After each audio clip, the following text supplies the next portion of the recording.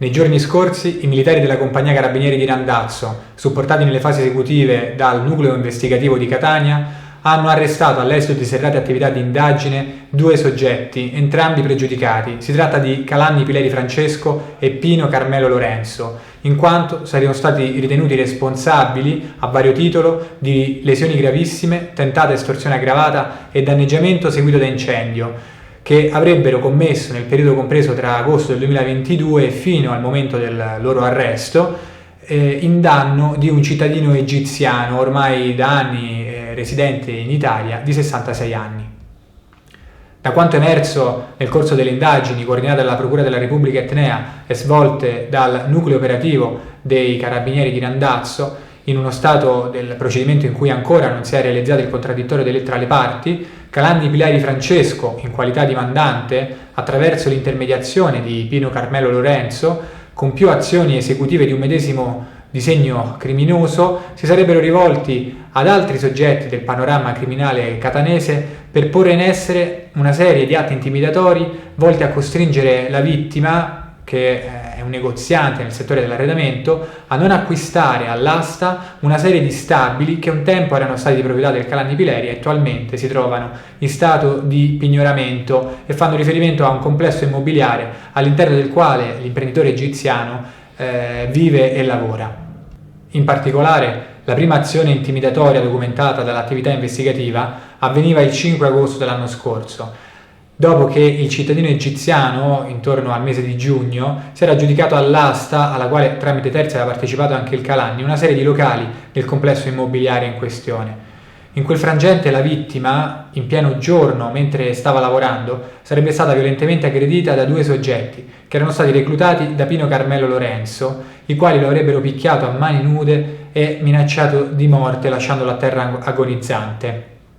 In questa occasione l'uomo, a causa delle lesioni riportate, nonostante l'immediato soccorso da parte del personale sanitario del 118, era costretto a 2 mesi di cure e all'asportazione della milza. In merito a questo episodio va sottolineato come il Calanni cercasse anche di crearsi un alibi, presentandosi proprio nel corso del pestaggio presso la caserma Carabinieri di Bronte per depositare una querela contro l'egiziano per turbativa d'asta. In seguito, la notte del 6 marzo scorso, il Calanni Pileri avrebbe ideato un incendio poi di fatto avvenuto che colpiva la casa dell'imprenditore, il quale rimaneva anche gravemente intossicato dalle fiamme dal fumo delle fiamme dell'incendio e riusciva a salvarsi solamente perché fuggiva da una delle finestre dello stabile. In quella circostanza il rogo provocava ingenti danni e impegnava i vigili del fuoco per diverse ore. In questo caso, alla base dell'azione criminale, vi sarebbe il fatto che il giorno seguente la vittima avrebbe dovuto depositare la caparra per partecipare a un'ulteriore asta giudiziaria del complesso immobiliare. Questi episodi delittuosi poi subivano un'accelerazione evidente il 28 marzo scorso, quando il negoziante acquistava degli ulteriori stabili dell'immobile. Da quel momento aumentava, come registrato dalle indagini e dall'attività di intercettazione svolta dai carabinieri, il rancore del Calanni nei confronti dello straniero, a cui avrebbe dovuto in tutti i modi di portare i soldi, visto che entro 120 giorni doveva depositare, al fine di perfezionare l'aggiudicazione, la restante somma al curatore fallimentare. In quest'ottica, l'attività svolta dai carabinieri consentiva di registrare come il Calanni si sarebbe rivolto a diversi malavitosi del panorama criminale catanese, alcuni dei quali anche gravati da condanne per associazione mafiosa, cercando sostegno per un attentato alla vita del malcapitato.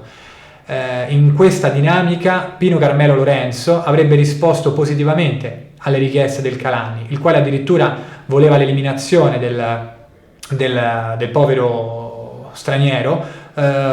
cosa alla quale il Pino sembrava non dare disponibilità, ma avrebbe messo a disposizione degli esecutori materiali che avrebbero eseguito un grave pestaggio in danno del soggetto, come fatto il 5 agosto, che da quanto emerso dalle indagini comportava un compenso per gli esecutori di circa 3.000 euro. Questi drammatici eventi quindi sono stati scongiurati dall'intervento tempestivo dell'arresto degli indagati, nonché dalle numerose cautele adottate nel tempo fino alla data del loro arresto da parte dei carabinieri a tutela dell'incolumità della vittima.